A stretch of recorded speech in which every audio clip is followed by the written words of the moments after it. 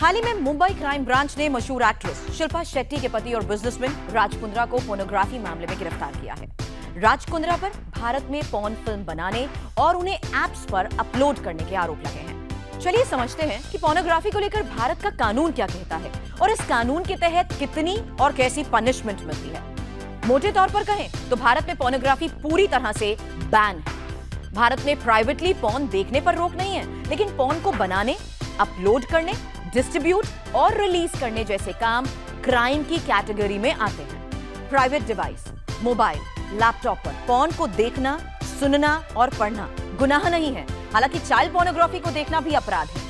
Pornography मामले में IT act के तहत कार्रवाई होती है। भारत में विदेशी पॉर्न देखा जा सकता है क्योंकि वो भारतीय कानून के दायरे से बाहर है।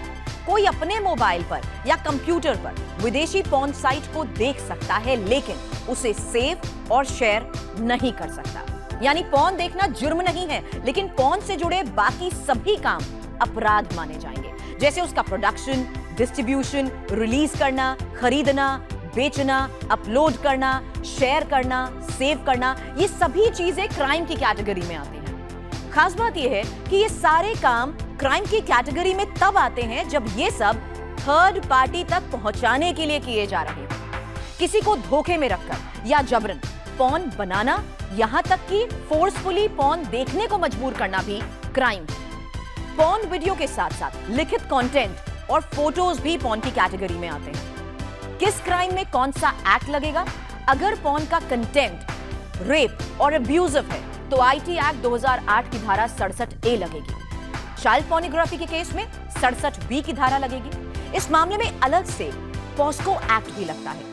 अगर कोई अपनी या दूसरे की सेक्स वीडियोस या सिंपल सेक्सुअल एक्टिविटी का भी कंटेंट डालता है तो 66E की धारा लगेगी। इसके अलावा आईपीसी की कई धाराएं हैं जो पॉर्न को सर्कुलेट करने, रिलीज करने और शेयर करने से जुड़ी हैं, जैसे धारा 292, 293, 294, 500, 506 और 509।